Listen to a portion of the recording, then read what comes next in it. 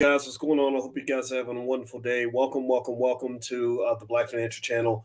And today I want to talk quickly about this confession that I got in my email. There's a confession that was sent out from a woman who worked for the investment firm where Usain Bolt lost his entire life savings. You won't believe this. This lady confessed to stealing money from a whole lot of clients at the same place Usain worked. She did not mention Usain's name. And I don't know exactly why. However, she confessed to stealing so many people's money that a lot of people are thinking that she might be the one who took Usain Bolt's money too. So get comfortable, buckle up, seatbelt. We're going to get started on the Black Financial Channel right now.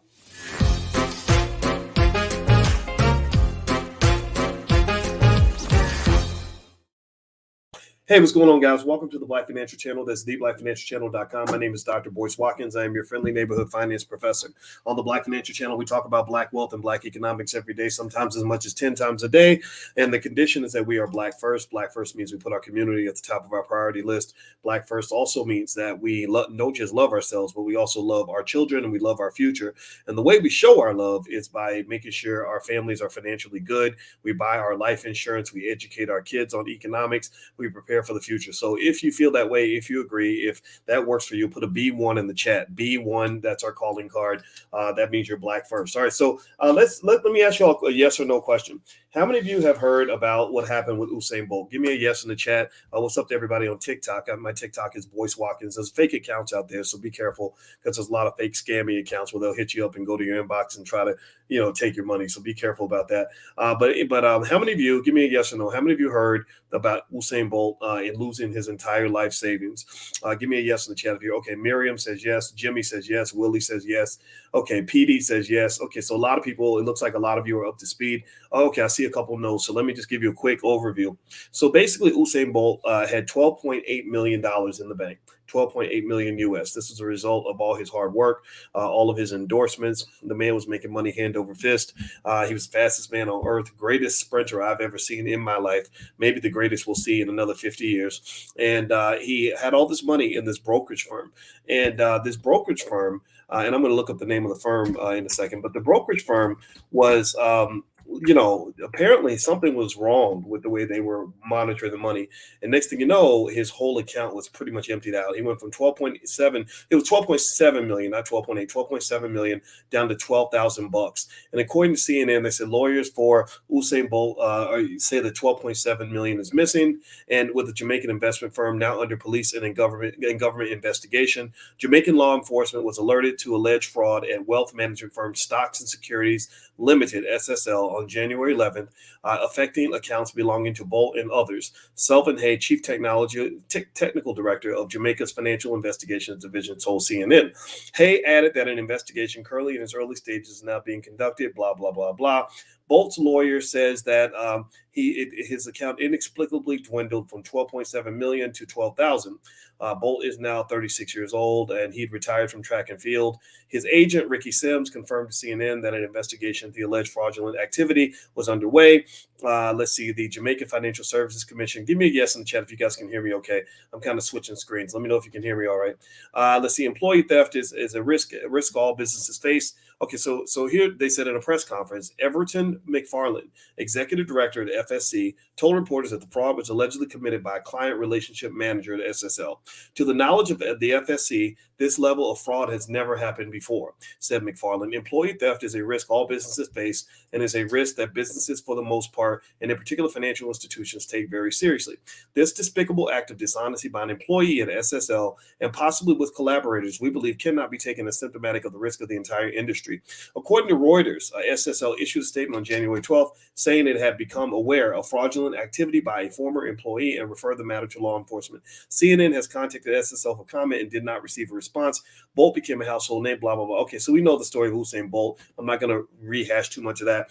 It is a terrible story. It's absolutely crazy, and it's a big nightmare for most of us. Now, I'm going to ask y'all a question. As you hit the thumbs up button, please hit the thumbs up button, share, subscribe. I know the notifications don't go out the way they're supposed to. Hit the notification notification bell anyway. But since the channel's kind of shadow banned, I guess they do that to black channels or something. I have no idea. Maybe I'm controversial, I guess. One way to maybe follow me on Instagram. My Instagram is the real Boyce Watkins. So what I'm going to start doing is I'm going to start notifying on Instagram when I'm about to go live on YouTube. So if you follow me on the gram, I have about 400,000 people over there on the gram. Those notifications get out a little bit better. So if you follow me on the gram, then I will let you know when I'm going to go live on YouTube if you want to come in. So follow me at the real Boyce Watkins. I'll put it on the screen so you guys can see it. All right. So here, let me ask y'all a question. Have you ever heard that saying, money is the root of all evil? And I know you've heard it. How do you feel? Do you believe that that's true or not true? I'm going to make a point here. This is the financial lesson from Dr. Boyce today. How many of you all believe that money is the root of all evil? Give me a yes or no if you think it. You've probably heard it in the Bible or actually it's the love of money. Let's just say money. Money or the love of money is the root of all evil. How many of you believe that? Give me a yes or no. Okay, so let's see. LaDonna Hicks says yes. My name is Corey says it's absolutely true. Dad says it's true. Okay, I see a lot of yeses. Sonia says no. Mahalia says yes. Okay, I see some yeses and some nos. All right. So you got a couple levels, right? Money is the root of all evil, yes or no, right? The love of money is the root of all evil, yes or no. I don't know if I love money. I know that I like it. I don't know how many of y'all like money. How many of y'all at least like money and really maybe even love money? Feel free to share that. And the reason I bring that up is because I do believe that that money is the root of some evil. I don't believe money is at the root of all evil. I've seen other evil perform that had nothing to do with money, jealousy, greed, envy, whatever, right? Just revenge, toxic energy, just being crazy, and mental illness, right? So there are lots of things that could be the root of evil.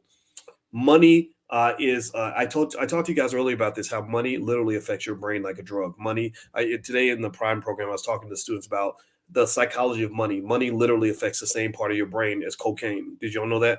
That literally money, the high you get, like if I told you there's $1 million in your bank account, the jubilation you would feel, that's dopamine going to your brain, similar to how cocaine works, right? So I could literally make everybody in this room high if I told you I've got another $1 million in your bank account, right? So basically money is a drug, and you think about it, drugs can cause evil. Drugs can, some of you have relatives that are hooked on drugs. Drugs will cause a mother, a drug like crack will make a mother abandon her baby.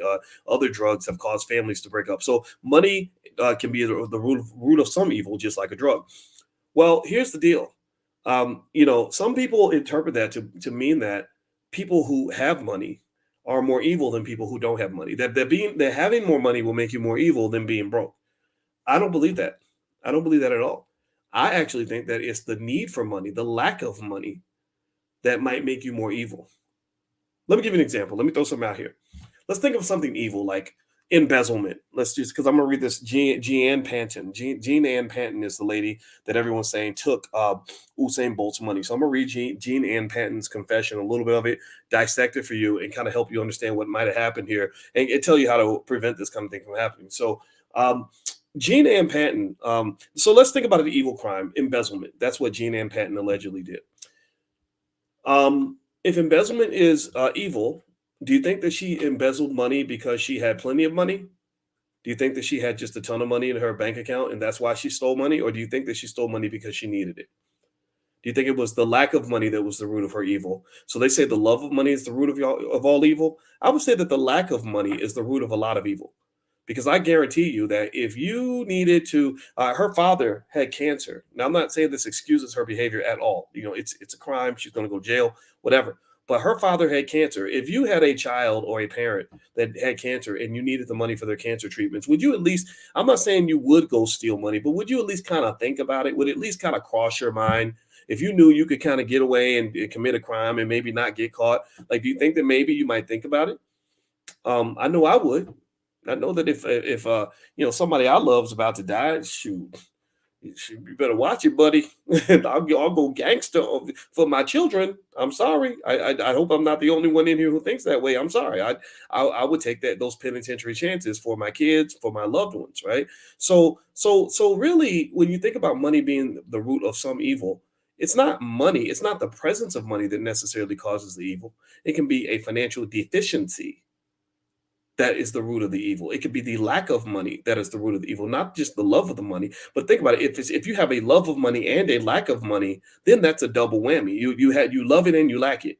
Imagine this. Imagine being addicted to something that you don't have, needing something that you don't control.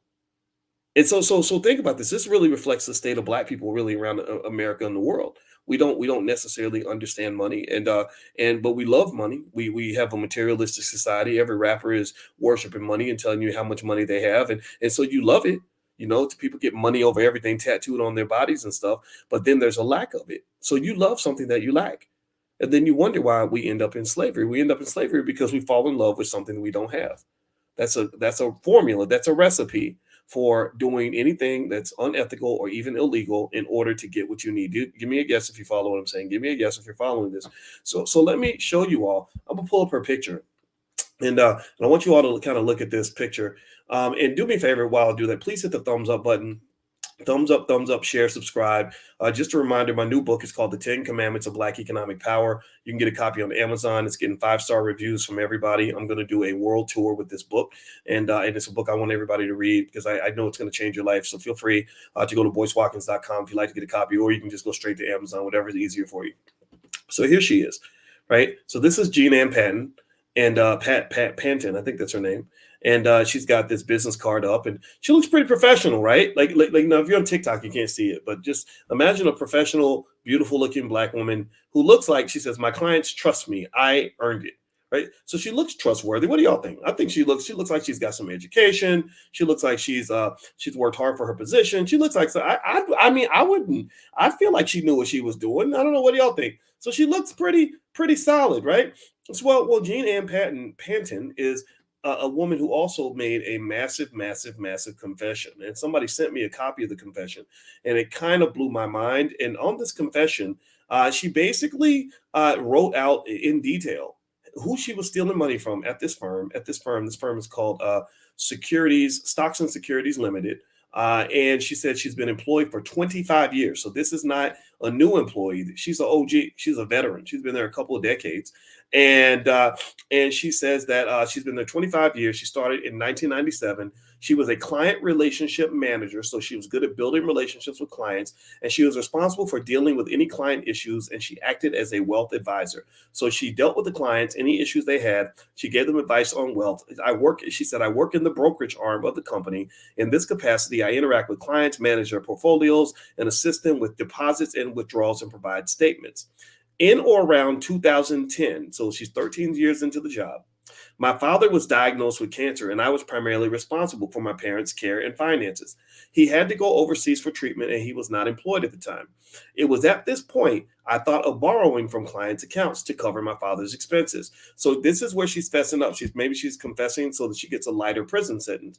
But she basically says that the reason that she started jacking the company and embezzling money is because her father got sick, and so her lack of money was the root of her evil. I wouldn't be surprised. I don't know this lady. I wouldn't be surprised if she never did anything like that until her father. Now, has anybody had a parent get sick with cancer? I'm gonna grab some water while y'all give me a yes or no. Has anybody ever had a parent or a grandparent die from cancer? I want to see all the yeses because everybody's getting cancer. Cancer is worse than COVID right now in terms of how it's spreading. They need to fix that instead of vaccines and all that. Give me a little second, guys.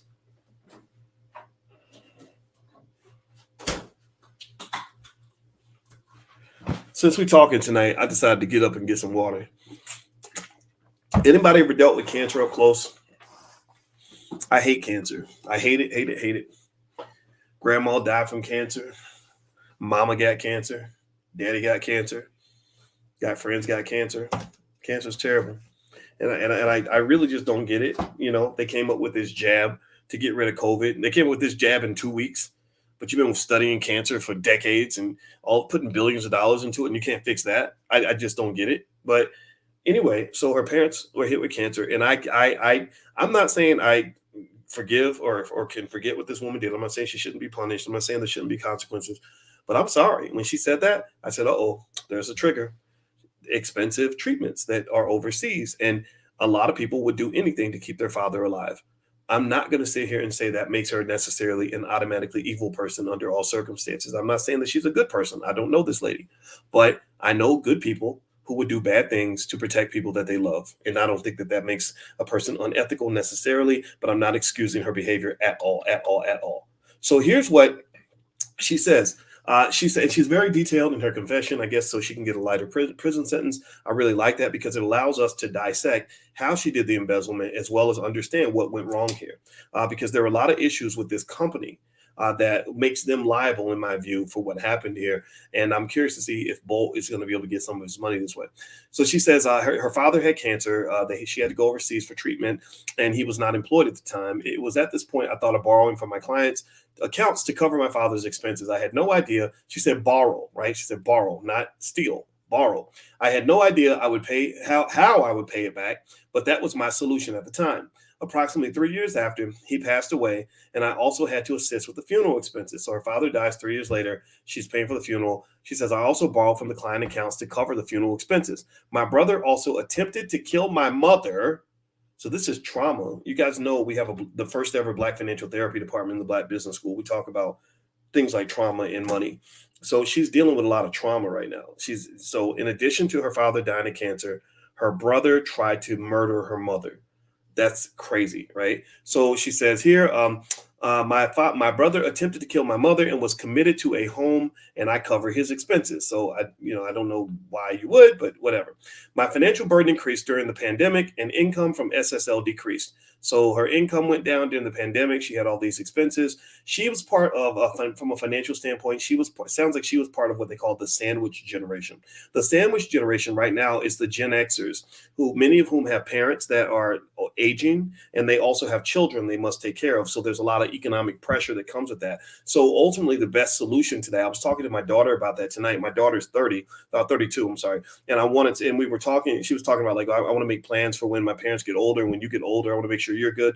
And I said, that's good. That's smart that you're planning ahead, because a lot of people don't plan and then they get hit by life and then they're not ready. So I don't know if she planned or not, but this is interesting. I was unable to repay the funds and continue to take funds for various purposes. So once she got into the money, the thing is, remember I told you guys earlier, money is a drug.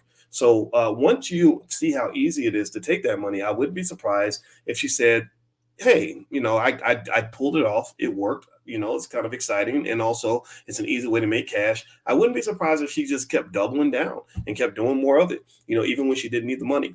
So in this confession, Jean-Ann Panton is the lady who stole from Stocks and Securities Limited, the company where Usain Bolt lost his life savings. A lot of people think that she took his money too. She says, I use various mechanisms to take money from clients. For example, I would edit a customer's email in an email thread, and this email would provide consent to sell their shares and disperse the payments to the respective bearer.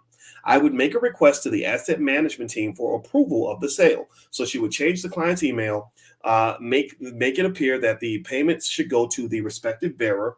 She would then make a request to the asset management team for approval of the sale. The accounting team would then approve and make the payment. So the accounting team makes the payment. Once the shares are sold, I would request a check for the funds to be paid to one of four bearers. So she would get her friends that were bearers. She said the names of the bearers are Delano Cook, Wesley Williams, Norman Taylor, and Tanya Thelwell.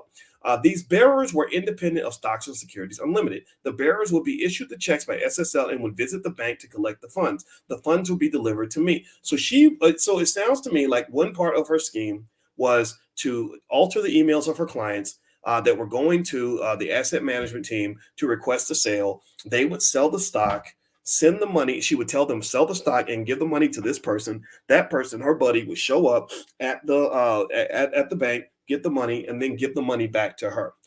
Now, let me just start here. These are terrible checks and balances in their system. Terrible checks and balances in their system. So this company is just as liable, in my view, as the lady who stole the damn money. I'm not saying that she's innocent. She's definitely guilty. Definitely guilty. But they left the door wide open, and the thief walked in and got paid. That's what happened here, in my view. They shouldn't have a system. You can't put your money in, Merrill Lynch and have that happen. That would be very hard to pull off at a Merrill Lynch. That would be very hard to pull off at a Fidelity. So right there, that tells me that this company did not have adequate checks and balances. And this is my warning to you. I told you guys earlier that you should never put all your money in one account anyway. If you have a lot of money, I would not put all my money in one place ever. I do not put all my money in one brokerage. I do not put my money in all in one asset class. I do not put all my money in one stock. I do not ever put my money in one place where one bad thing can destroy 30 years, 20, 30 years of hard work. I spread my money out like it's a salt shaker and I'm throwing salt all over the room. I'd spread it out. It'd take a long time to figure out exactly where all my money's at. So I got to make sure I tell my wife in case I die or something so she'll know where to go get it. You don't put all your money in one place. So Bolt, the first mistake he made, assuming this is his life savings, is I would ask him, I'd say, why would you put all of your wealth in one location? Because at that point, your money is only as secure as this company is, and this company is not very secure. And this is what's interesting. Remember I told you guys about the 4 steps of wealth. And if you want me to, I can repeat those 4 steps of building wealth. And the 4th step of building wealth is protecting what you have. And Bolt, I remember watching Usain Bolt as a sprinter. He was a very laid back guy. Usain Bolt was not intense. He ran against a guy named Tyson Gay. Some of y'all might remember, if you watched any track and field, you might know Tyson Gay's name. I was a former track coach. I was captain of my track team. I'm a big track and field fan. I know all their names, all their best times. I followed it all. I loved it. It's amazing. Well, Tyson Gay was real intense. Gay was like, he'd line up at the line and he'd be like pumping himself up. Because you have to. You're trying to run against the fastest men in the world. Bolt, if you remember, Usain Bolt would be like, they call his name, they say Usain Bolt, and he'd be like dancing and just kind of laughing it off and everything. And part of it was because Bolt was just a cool guy, but the other part of it was because he had so much talent, he didn't have to really be that intense. So he was known as this fun, lovable dude. And then he'd just go destroy all the competition. And then he'd get done and he'd do his little Bolt stance, right? He'd brand himself with that Bolt stance because he has a great name for a sprinter. Bolt. I mean, it's an amazing name. I wonder if it was his birth name. I assume it is. But the thing is, I wonder if that lackadaisical personality was also present in terms of how he managed his money. That's my question. I would wonder if that lack of intensity, also, because when he was a sprinter, when he broke the world record for the first time, a lot of people got on him. If you remember the first time he broke the world record, I think it was like maybe 2008, he ran an amazing time. And he got 20 yards before the finish line and he starts thumping his chest and pumping his fist and all that. And these other guys, fastest men on earth, are like 10 meters behind him, like stretching and straining. Bolt is out there just laughing and just kind of thumping his chest and kind of celebrating 20 yards before the finish line. And people say, why would you do that? Look at how much time you wasted. You're not being efficient in your sprinting. You could have run much faster if you weren't clowning, right? So I think about that when I think about Bolt losing all of his wealth. That just like he was slipping a little bit on the track, I wonder if he was slipping a little bit on his finances and not watching his money properly. Give me a yes or no in the chat if you understand why I'm making this connection. That this might relate to his financial personality. I wonder if his financial personality is one where he just said, okay, you know what, man, just take my money, man. It's going to be fine, man. It'll be all right. And it's like, dude, bro, you got $12.7 million. You got to be real careful with that. You got to have presidential level security with that, because I can promise y'all, anybody in here, how many of y'all gonna be rich one day? How many of y'all plan to be rich? All my future millionaires, raise your hand. Tell me if you or your children are gonna be millionaires. Raise your hand. Let's be intentional for a minute. How many future millionaires we got in the building? I want to talk to y'all. Okay, give me a yes in the chat if you're a future millionaire. Well, if you're a future millionaire, I want you to understand something. Diddy told you this 25 years ago. Remember when Diddy and Biggie said, more money, more what? More money, more what? More money, more problems, right? So money may not be the root of all evil, but money is definitely the root of all problems, or the root of most problems. and if you're not focused on how to solve those problems and how to protect your wealth, then guess what? You're going to lose it. Because wealthy people are targets. You are a target of every person with a sob story. You're a target of every scammer. You're a target of every person with a bad business idea that they want you to invest in. A lot of athletes go broke because they invest in their cousin's liquor store and put their life savings into it, and then their cousin runs off with the money. You're a target of every gold digger within a 100-mile radius. That's why you have women that literally will study athletes and study their contracts, and they'll know that an athlete got a 5-year, $200 million deal, and that $122 million of it was guaranteed. And they also know what he likes to drink, what he likes to talk about. He likes girls with big booties, and he also likes to dance. So they will show up prepared to literally sucker you you in and get you to do things so that they can put you in a position where you are vulnerable and they can then extort you for your wealth. This is real stuff, true story. I had a lady that called me and explained that whole game to me one time, and I was utterly fascinated because she said that there were legions of these strippers that would literally search out athletes. They knew which athletes were stupid, and they would go and put them in a position where they would take their money and blackmail them. There's a lady named what's that lady's name? She was the lady that took the bath. I forgot her name, but anyway, she's a real pretty girl, looks real sweet and innocent. She had a basketball player at the University of Kentucky that was her boyfriend. She was 27 years old. She pretended to be 22. She pretended to be a college student. She got him to get her pregnant. Then she had his baby, and then she took all of his money. And now he was on the internet mad because he figured out that she was scamming him all the time. She had a video on the internet where she said, if you ever want to get paid, if you ever want to get rich, get with an athlete. She said they're stupid. They're not alert. They don't wear condoms. And you get pregnant by an athlete, you'll get paid for the rest of your life. That's Brittany Renner. That's her name. Anybody ever seen Brittany Renner? So ultimately, when you get money, you're going to run into problems. Money may not be the root of all problems, but money's definitely the root of, money is the root of most problems, but it's definitely also the root of, I'm losing my words now. I apologize, guys. Money is the root of most evil, but it's also the root of most problems. That's what I wanted to say. That's what I was trying to say. So anyway, do me a favor, hit the thumbs up button, thumbs up, share, subscribe if you haven't done it yet. And also, I want to mention to you guys, if you want to teach wealth to your kids, we developed these really great financial flashcards for kids and workbooks as well. So feel free to go to financialflashcards.com. We have flashcards on real estate, on credit, on entrepreneurship, as well as investing. So feel free to go take a look. The URLs on the screen. Okay, so let's read a little bit more of the confession. This is the confession from the lady, Jean-Ann Panton, who many believe was the person who stole the money from Usain Bolt. So Jean-Ann Panton did this confession where she also says here in the confession, she says that she talked about editing customers' emails. She also said there were circumstances where clients would legitimately make requests for funds, and I would put through a request to the accounting team for a larger sum than that which was requested. When the funds were delivered to me by the bearer, I would keep the difference. So she would have, a company or a person would say, I want to sell $10,000 worth of stock. She would reach to the accounting team and request $12,000 or whatever. And then she would have that money delivered to the bearer, which is one of her 4 friends. And that bearer would come back and give the money to her. And she would then take that money off the top and then give the client their $10,000 and keep $2,000 for herself. Again, just terrible, terrible checks and balances. This is just despicable, man, in terms of the fact that she was able to get away with this. She says also, in other cases, I would create an email request from the client that was not actually written by the client. So she was forging emails.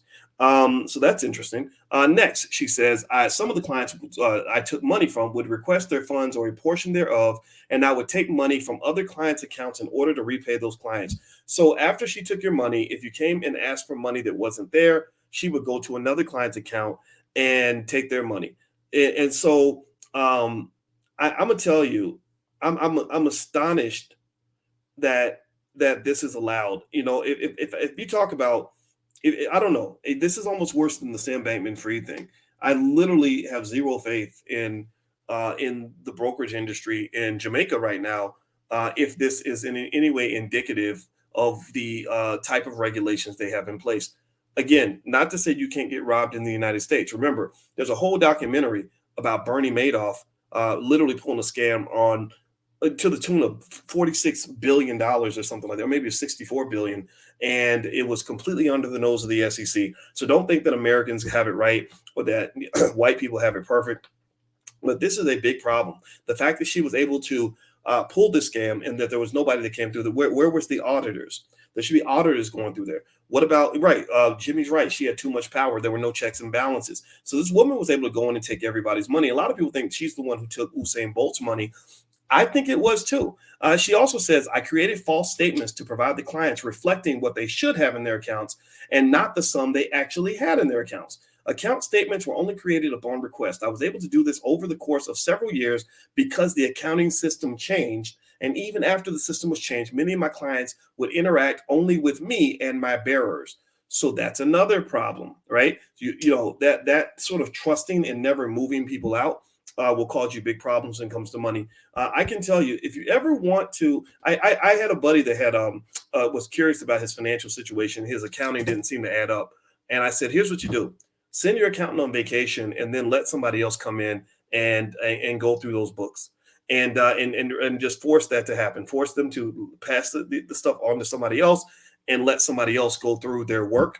And that is when he uncovered that his accountant was absolute garbage. His accountant wasn't doing anything right, but because there were no checks and balances, a lot of money was kind of disappearing and bad things were happening. So this is just a bad system. So what this lady did was she kind of leaned on this interesting idea where you can tell somebody how much money's there, like, because if it's a fantasy, if it's all fake, then who cares what's real and what's not real, right? At that point, right? So basically, you say, hey, I have $10 million with you, right? And she's like, yeah, you got $10 million, but it's really not 10 million, right? Bernie Madoff did that. Bernie Madoff literally made people think he was sitting on $64 billion. He made people think he has 64 billion that was stashed somewhere. He didn't even have 1 billion. It was weird. I'm still trying to figure that out. I'm trying to figure out, what did he do with all that money? A lot of people thought, well, okay, of course he's got that money stashed away. Maybe he's got 10 or 12 billion somewhere.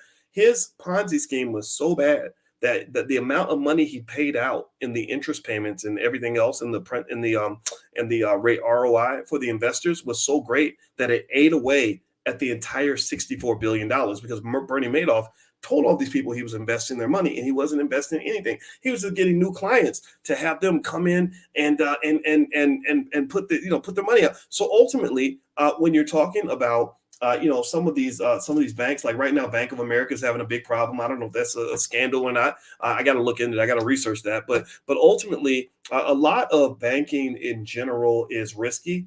And what I would highly suggest is to consider putting your money in different places, so that if one place goes bad, then other places are, you're not going to lose everything. And this is where Usain, I think, might have made a horrible mistake. So anyway, so moving on, she actually shows these accounts of who she took money from and stuff like that. And let's see here. She says also, I estimate that I took approximately 20% of the total sum in the table. So she claims she took 864,000. I strongly believe that it was probably more than that, especially given that Usain Bolt lost his money. So either she took more than what she's claiming, and maybe she's doing that for legal reasons. Maybe bigger crimes lead to longer prison sentences, or they've got other people on the team doing the same thing. They've got other rats inside the building, and other people that are stealing inside the company, because that's the only explanation that you can come up with. If she says she took 800,000, but Bolt is missing 12.7 million, there's got to be somebody else stealing, or she stole more than what she said. One of the two. I think that they probably have somebody else in the company that is taking money too. This sounds to me like something that was happening company wide. And so, because their checks and balances were terrible. So she says, so she mentions, for Norman Taylor, he's one of my bearers who assists me with work-related matters. I added a figure to his request for withdrawal and took the additional sum. Marie Clemenson has a standing order to receive funds monthly. She withdrew some of her funds, and I took the balance on several occasions. So she withdrew some of her funds, and she took the balance on several occasions. I paid her a certain amount of money per month out of my own funds. So she took her money and is paying her out of her own pocket, which is very weird. So she's literally mentioning name by name, and this is fascinating. If you look up Jean-Ann Panton confession, you can sort of read through this. Delano Cook is my personal bearer that I would use for work-related deliveries. I took $35,000 from his account without his consent by selling shares that he had and taking the proceeds. For Maxine Welsh, John Howard, and Janet Howard, I made several withdrawals from their respective accounts without their consent or on or about 2012. I mean, think about this. She's taking money out of people's accounts. Banks aren't supposed to let you do that. They don't let their employees take money out of customers' accounts.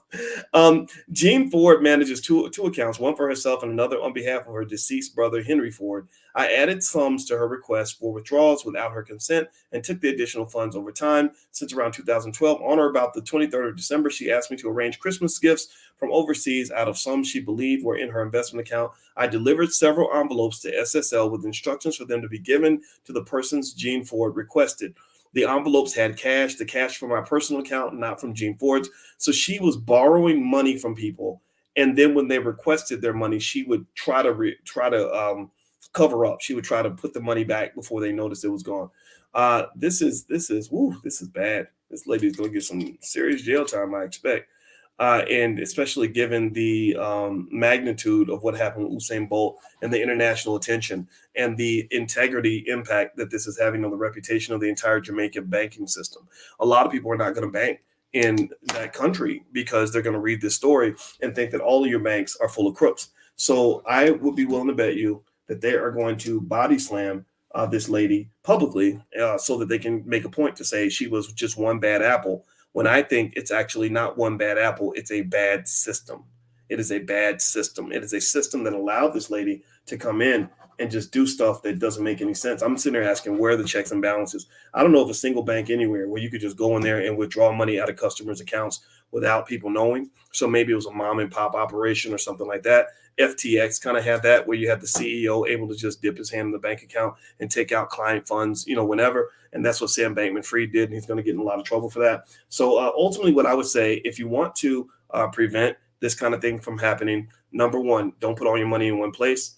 That's just a simple rule. Number two, you may want to liquidate your account periodically, liquidate substantial sums. So if you have 100,000 in the account, maybe one day you just take out 50 and move it somewhere else. Right. If they, supposedly have your money, then you can check to make sure your money's there, because putting a number on a piece of paper is easy. Anybody can do that. Bernie Madoff did that for years. He would put numbers on a piece of paper and ship them out to people, and people would read their statements and they'd say, look, I'm worth, $2.5 million because I have all this money with Bernie Madoff's firm.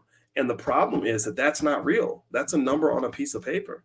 And so this is a type of risk that's interesting. There's risk when you talk about risk in investing. There's the risk that there's the knowns, the unknowns, and the unknown unknowns. So the known risk might be risk that that the stock market might go up and down. That those things affect you and whatever. The unknown risk is you don't know exactly when it's going to go up or when it's going to go down, right? The unknown unknowns is that you may not know that the CEO of FTX is secretly going in and taking customer funds and putting the money elsewhere. So with risk management, which is something I studied extensively in my doctoral program under a guy named Renee Stoltz, who's one of the best risk management experts in the world, is I learned that generally speaking, no matter what your situation is, you always have to think about, like, okay, what could go wrong here? Where am I vulnerable here? And if you're not thinking that way, you're going to be in big trouble. I see people do this all the time with investing. They totally screw this up. They'll see something that's doing really well. They'll have 5 investments. One of them is doing well. So they'll pour all their money into the one thing that's doing well. And they don't understand how risky that is. You never, ever, ever put all your money on one horse, or unless you want to go broke, unless you want to struggle. So when I read those stories about people, getting their whole paycheck in crypto, I remember thinking, why would you do that? Why would you get your whole paycheck in crypto? That is the craziest, dumbest thing you could ever do, because if crypto goes south, you are done. You are fried. You are beast mode destroyed. So ultimately, there are lessons you can learn from this. I'd love, guys like Usain Bolt, if they ever called me or something, I'd be happy to give them my 2 cents, for free. I don't need any money from them or anything. But I really think that these celebrities, it's kind of unfortunate that a lot of them don't have the financial literacy to protect themselves, and these bad things happen. So anyway, guys, I'm going to get on out of here. Do me a favor, hit the thumbs up button, thumbs up, share, subscribe. My new book is called The 10 Commandments of Black Economic Power. It is written for those who want to have financially strong families and financially strong groups, investment groups, things like that. I basically teach you how to be gang affiliated. A lot of economic power. Economics is a game of power, and this is something that needs to be taught. A lot of people are mad right now because they're not teaching African American studies in public schools in Florida. I don't give a damn. You should be teaching yourself what African American studies means. If you have an iPhone in your pocket, you can educate yourself. So stop waiting for people to teach your kids how to be Black. They're going to do it wrong anyway. That's why most of your kids don't even know who Marcus Garvey is, because white folks ain't going to teach your kid about Marcus Garvey. It's up to you to teach your child about Marcus Garvey. So if your child gets to the age of 18 and they never heard of Marcus Garvey, that's not the teacher's fault. It's not white people's fault. That is your fault, because all it would take is for you to sit down and talk to your child for 5 seconds and Google who was Marcus Garvey and learn about this great and extraordinary man. So little things like that are what I love to talk about. That's the book. It's on Amazon, 10 Commandments of Black Economic Power, or you can go to boycewatkins.com and get a copy. Second of of all, if you want to get any of our financial flashcards for kids or anything like that, or our financial workbooks, feel free to go to financialworkbooks.com. We develop workbooks specifically for Black children to build Black wealth. So I hope you guys will take a look. I know I mentioned this stuff a lot, but this is how we keep things going with the Black Business School, because we're not playing. We're dead serious. That's why I'm sitting here talking to you at 3 o'clock in the morning, because I don't care what time it is. I don't care what's going on outside. I don't care what anybody has to say. I'm going to keep going until my last days on this earth, because this is what I believe and this is what we're going to do, because we will win. Black people are designed to win. And I'm tired of us sitting around believing that we're supposed to be losers and running up behind white folks. I don't do that. That's not of interest. That's not how we're built. So God bless you. Hit the thumbs up button before you go. I will see you guys soon. Take care. Have a good night. Love you much. Peace.